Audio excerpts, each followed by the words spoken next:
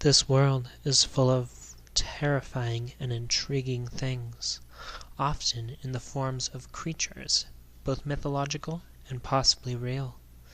It is a fun endeavor to study these strange creatures, and I'm here to help you find information about them. Today I will share a short summary of my studies of an entity known as the Flatwoods Monster. The Flatwoods Monster is your average alleged alien cryptid, going by names such as Phantom of Flatwoods and Braxton County Monster. As these names suggest, this being is always seen in the town of Flatwoods, located in Braxton County, West Virginia. As with most cryptids, there are various descriptions of the Flatwoods Monster, but all of them agree that this being is otherworldly, even calling it a space alien. Most of them agree that the Flatwoods Monster is at least 7 feet tall, with a black body and a dark, glowing face. The monster is defined as having a sideways diamond-shaped head with a large circular cowl behind it. It is said to have non-human eyes, although I don't believe that's a good description of what its eyes look like. I prefer other accounts that have more detail. Locals who first witnessed this being said that it had fiery red eyes, but I digress. People describe its body as inhumanely shaped, and it is clad in what looks like a metal pleated skirt, often compared to a shadow.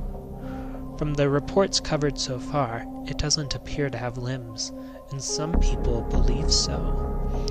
It moves so quickly that if it does have arms, they aren't invisible. Of course, others disagree and say that the monster has long, stringy arms with long, claw-like fingers. The Flatwoods Monster was first seen on September 12, 1952, by 3 boys, 2 of which were brothers, who were playing nearby.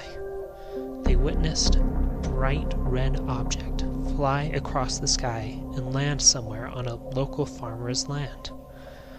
Naturally, the boys ran home to tell the tale, where they took the mother of those 2 brothers, a few of their friends, and a young National Guardsman to the scene to discover what the boys had seen.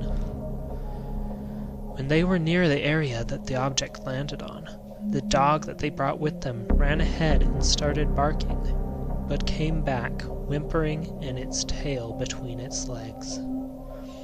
When the group reached the top of the hill, they saw a red, pulsating ball of fire about 5 feet to their right. They then noticed a mist in the air that made their eyes and noses burn. Then the National Guardsman noticed 2 small red lights under a nearby oak tree. The guardsman pointed his torch towards the lights, revealing the creature, which made a high, shrilling noise, sped towards them, then changed direction, and finally sped away towards the ball of fire. In a panicked craze, the group fled home. They made their encounter known to the local newspaper, who brought the group in for interviews. When others searched the scene of the sighting, they noticed nothing but the mist in the air.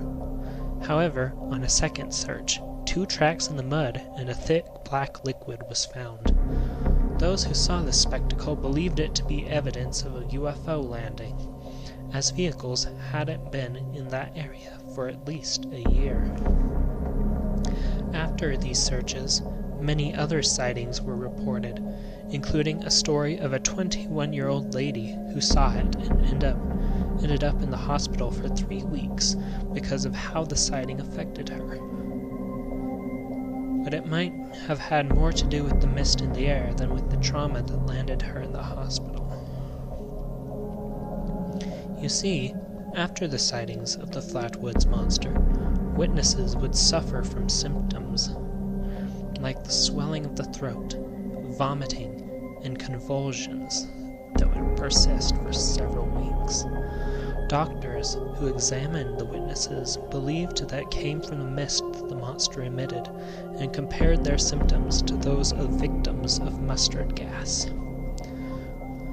Despite all these happenings, some people dismiss this cryptid as a local legend, even going as far to say that the witnesses only saw an unidentified owl. They explain the red flying object as simply a meteor. The ball of fire was dismissed as an aircraft navigation/hazard beacon. As for the symptoms of the mist, skeptics claim that it was created by the anxiety of the witnesses, whose perceptions of what they saw were distorted fear.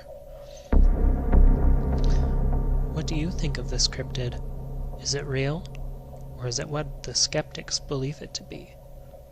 Regardless of whether or not it's real, I believe the Flatwoods monster is a fun tidbit of folklore, and think that it would be fun to try and see it for myself, as long as I have a gas mask when I go looking.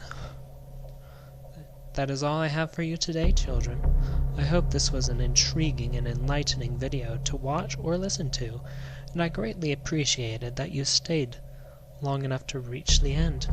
I'll be studying the next cryptid as quickly as I can, so I hope to bring more cryptid content to you soon. Bye!